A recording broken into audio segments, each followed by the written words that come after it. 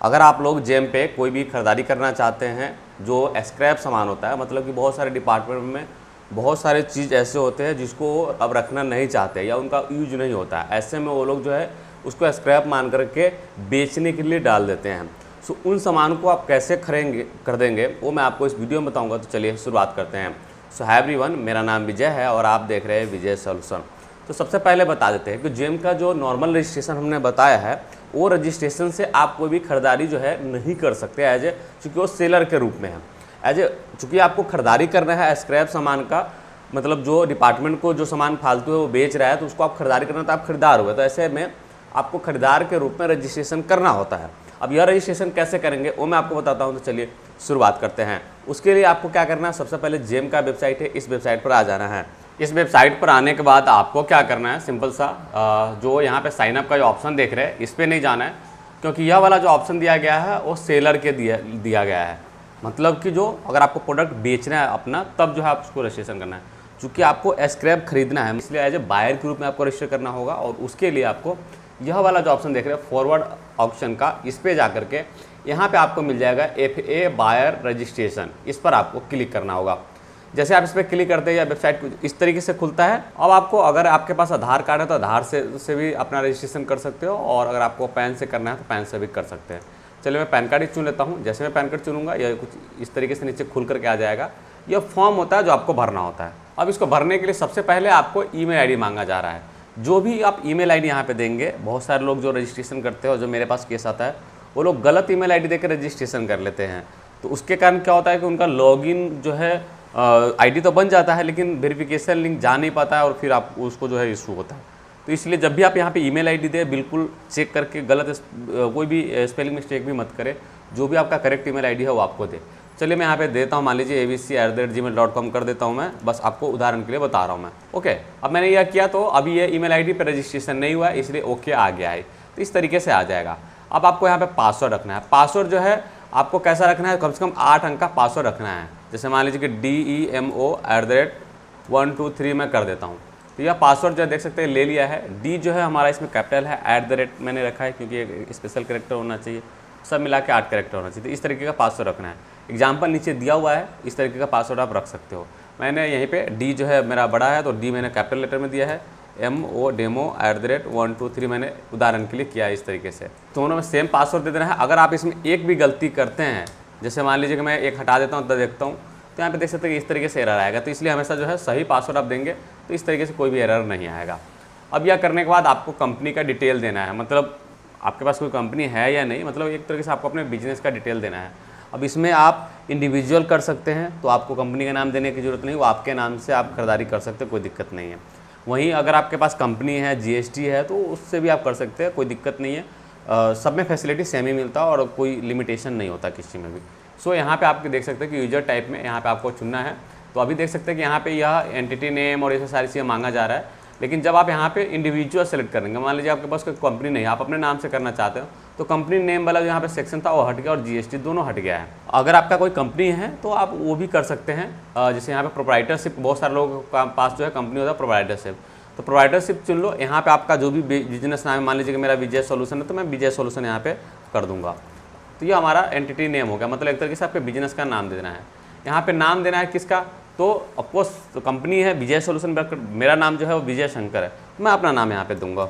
उसके बाद जो है GST कहा जा रहा है। अगर आपके पास GST है तो दे दो, नहीं है तो आप इसको स्किप कर सकते हो, कोई दिक्कत नहीं है, क्योंकि इसमें स्टार मार्क इस तरीके से नहीं लगा हुआ। यह करने के बाद नीचे आ जाना है, कैटेगरी चुनना है। उसके लिए आपको क्या करना है, इस पर क्लिक करना है। अब यहाँ पे कैटेगरी का मतलब ये होता है कि किस तरीके के सामान आप खरीदेंगे, मतलब जो ऑक्शन में आएगा स्क्रैप सामान, चाहे और जो भी सामान आएगा उस किस तरीके के सामान आप खरीदेंगे। तो अगर आप सभी तरह के काम करना चाहते हैं तो आप इसमें सभी चुन लो। अदरवाइज आपका कोई स्पेशल है कि मैं सिर्फ यही काम करूँगा, तो वो वाला आप यहाँ चुन सकते हैं। देख सकते हैं यहाँ पे उदाहरण दिया गया है कि मान लीजिए कि आपको सिर्फ रेसिडेंशियल लेना है, इंडस्ट्रियल प्लॉट लेना है, तो ये लैंड बिल्डिंग में है। अगर आपको कमर्शियल बिल्डिंग या लैंड का लेना है तो आप ये चुन सकते हो। अगर आपको ई-वेस्ट चाहिए तो वो आप चुन सकते हैं। बहुत सारे लोग जो होते हैं वो यूजुअल स्क्रैप व्हीकल खरीदते हैं, जो गाड़ी होता है ना जो ख़राब हो जाता है रखे रखे उन डिपार्टमेंट की ओर पार्ट, या जो उनको काम का नहीं होता, तो वो सब आपको इसी व्हीकल में मिलेगा यहीं पे। तो इसलिए जो है मेरा यही सलाह है कि जब आप काम करने के लिए चले हो, कहने का मतलब कि आपको स्क्रैप का काम करना है, तो सभी चुन लो, जो मिल जाए, जो आपको हो वो आप खरीद लेना, नहीं होगा उसको छोड़ देना। तो सब चीज़ चुन लो। तो इस तरीके से हमने सब चीज़ चुन लिया है, या ऐसे ही आपको सब चीज़ चुनना है। और यह चुनने के बाद जो है आपको क्या करना है, नीचे आना है।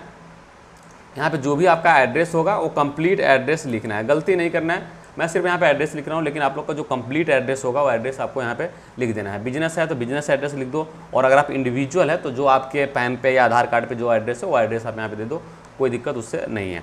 अब यहाँ पे जो है कंट्री पूछा जा रहा है, वो कंट्री आपको इंडिया रहेगा। स्टेट जो भी आपका वो आप यहाँ पे चुन सकते हैं, काफ़ी स्टेट आपको यहाँ पे ऑप्शन मिलता है, जो भी होगा वो चुन लेना है। सिटी जो भी होगा वो आपको यहाँ पे दे देना है। यहाँ पे आपको अपना फ़ोन नंबर देना है, अगर आपके पास फ़ोन नंबर है तो दे दो, नहीं तो इसको छोड़ सकते हो। यहाँ पे वेबसाइट है तो आप दे सकते हो, अदरवाइज छोड़ दो। यहाँ पे आपको अपना मोबाइल नंबर यह देना ही पड़ेगा, तो जो भी आपका मोबाइल नंबर है वो आप यहाँ पे दे सकते हो। तो चलिए मैंने अपना मोबाइल नंबर यहाँ पे दे दिया है, और यह देने के बाद अब आपको नीचे आ जाना है। अब आता है पैन कार्ड, नाम और यहाँ पे डेट ऑफ बर्थ देना है। ये तीनों डिटेल जो है आपको पैन कार्ड से लिख करके दे देना है। यहाँ पे कह रहा है कि क्या आपके पास टैन नंबर है, अगर टैन नंबर है तो यस करेंगे, नहीं तो नो सेलेक्ट करेंगे। उसके बाद जो है आपको यहाँ पे इस पे आपको एग्री कर लेना है, और उसके बाद जो है आपको यहाँ पे ये कैप्चा कोड जो है यहाँ पे दे देना है, और यह करने के बाद इस पर क्लिक करना है। और यहाँ पर रजिस्टर का बटन देख रहे हैं, सिंपल सा आपको इस पर क्लिक कर देना है। जैसे आप रजिस्टर करेंगे इस तरीके से आ जाएगा कि आपका जो है आपको ईमेल आईडी वेरीफाई अपना करना है, और उसके बाद जो है आपका ये आईडी एक्टिवेट हो जाएगा। ये चीज़ें यहाँ पे कहा जा रहा है। कैसे आपको यह करना है वो मैं आपको बता देता हूँ। सो उसके लिए आपको क्या करना है, अपना ईमेल आईडी लॉगिन कर लेना है। लॉगिन करने के बाद इस तरीके से आपको ऑप्शन आएगा। यहाँ पे आपको क्या करना है, नीचे में देख सकते हो कि ये लिंक आया हुआ है, आपको सिंपल सा इस पर क्लिक करना है। जैसे आप इस पर क्लिक करेंगे इस तरीके से लिखा आएगा कि ईमेल आईडी वेरीफाइड सक्सेसफुली। सो आपको यहाँ पे अब नीचे अब आपको नीचे में ही यहीं पे लॉगिन का ऑप्शन मिलेगा, यहाँ से आपको आकर के लॉगिन पे क्लिक कर लेना है। अब हमें क्या करना है, जो ईमेल आईडी होगा हमारा वो मैंने यहाँ पे दे दिया है, और यहाँ पे पासवर्ड दे दिया है, और इसके बाद मैं लॉगिन कर लेता हूँ।